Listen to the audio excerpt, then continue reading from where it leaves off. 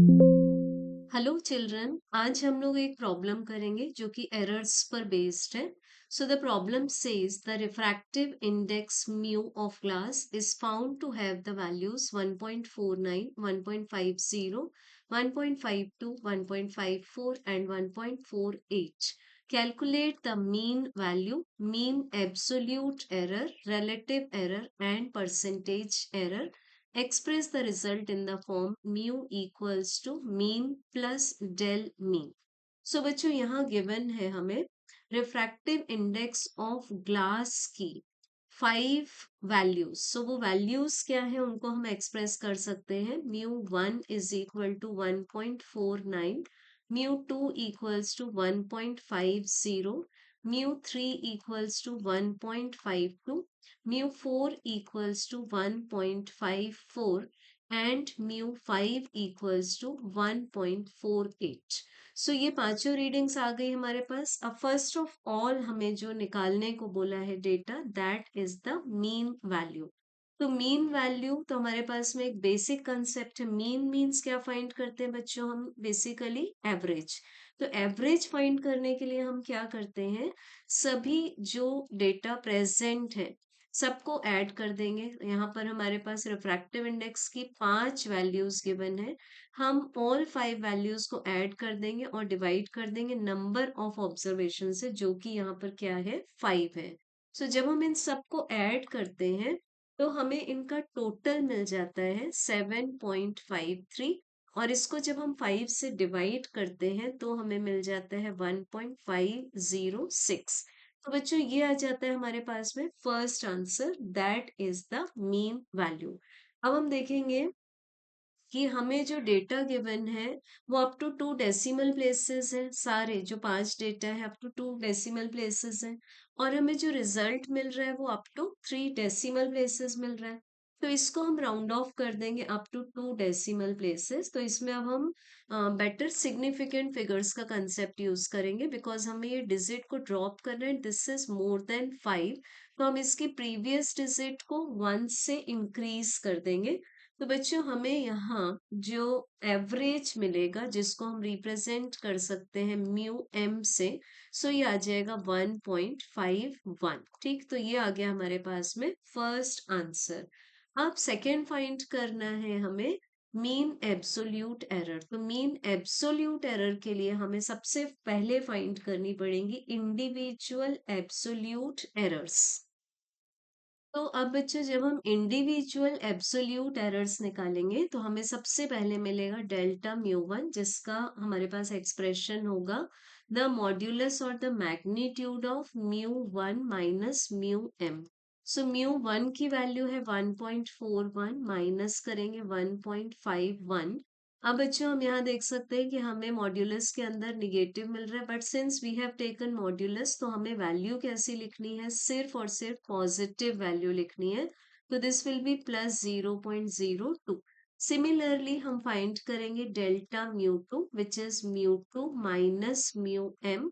So this is mu two की value है 1.50, minus करेंगे 1.51.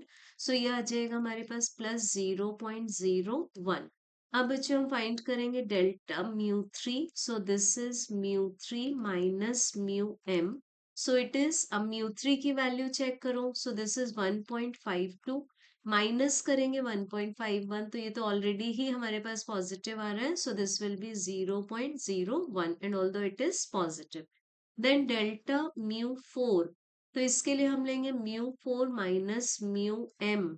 सो म्यू फोर हमें गिवन है 1.54 माइनस 1.51. तो आप देख रहे हो हम इंडिविजुअल वैल्यू में से मीन वैल्यू को सब्ट्रैक्ट कर रहे हैं every time, and we are taking only the positive value. So बच्चों ये आ जाएगा हमारे पास plus 0.03. And for the last observation, delta mu 5, which is equal to mu 5 minus mu m. तो जब हम क्वेश्चन में देखते हैं तो म्यू 5 की वैल्यू है हमारे पास 1.48 माइनस 1.51. सो यहाँ भी हमें डिफरेंस मिल रहा है प्लस 0.03 का. तो ये क्या आ गई हमारे पास में, इंडिविजुअल एब्सोल्यूट एरर्स आ गई. बट अब हमें क्वेश्चन में क्या फाइंड करने को बोला है, द मीन एब्सोल्यूट एरर. तो बच्चों मीन एब्सोल्यूट एरर के लिए हम जो सिंबल यूज करेंगे that is delta mu mean. अब ये भी कैसा होगा हमारे पास में delta mu one plus delta mu two plus delta mu three plus delta mu four plus delta mu five and average का concept divided by number of observations that is 5। So बच्चों अब यहाँ पर हमारे पास में जो इनका टोटल आएगा वो यहाँ से देख सकते हैं हम 2 and 1 3 प्लस 1 4 एंड 4 प्लस 6 हो गया हमारे पास 10। So this will be 0.10। ठीक, तो हमारे पास delta mu m means mean absolute error की वैल्यू आ जाती है हमारे पास, जो ऊपर का सम आ रहा है 0.10 डिवाइडेड बाय 5 जब हम करेंगे तो ये आ जाएगा 0.02। तो this is the answer for mean absolute error. अब बच्चों हमें थर्ड फाइंड करना है जो क्वेश्चन में गिवन है that is the relative error. तो रिलेटिव एरर बेसिकली क्या है, हमारे पास रिलेटिव वर्ड हमें क्या बताता है कि रेशियो कितना है। तो रिलेटिव एरर के लिए हम लेते हैं the mean absolute error divided by the mean value, जिसको कि हम ट्रू वैल्यू भी बोलते हैं। तो मीन एब्सोल्यूट एरर आई है 0.02 और जो मीन वैल्यू है दैट इज 1.51। तो इसको हम एज इट इज भी लिखकर क्विट कर सकते हैं, या फिर जब हम इसको सॉल्व करेंगे तो दिस विल बी 0.01। अब हम फिर से कहाँ तक काम कर रहे हैं, हम काम कर रहे हैं यहाँ पर अप टू 2 डेसिमल प्लेसेस। तो अगर हम अप टू 3 डेसिमल प्लेसेस लेना चाहते हैं तो दिस विल बी 0.013। अब हमें फाइंड करना है।